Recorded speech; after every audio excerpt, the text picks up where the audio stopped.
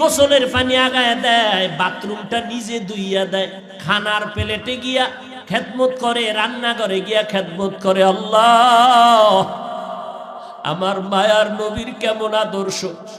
আম্মা জান আয়েশা বলে, পাক করতেছি, নবী আয়েশা খেদমত করে, তরকারি আগায়। নবী একদিন বাজার থেকে রান্নার মাল কিনা নিজে হাতে কইরা নিয়ে যায়। একজন সাহাবী দৌড়ে কয়, নবী আপনি তো রহমতুল্লিল আলামিন, আপনি কেন নিবেন? ডাক দিয়ে কয়, সাহাবী, দায়িত্ব আমার, আমাকে পালন করার সুযোগ দাও। আমার দায়িত্ব পালন করতে হবে, আমি রহমতের নবী। এরে নবীর উম্মত, স্বামী এখন নামাজের আগে স্ত্রী কয় নামাজ পড়বা, রান্না বাড়ি বন্ধ।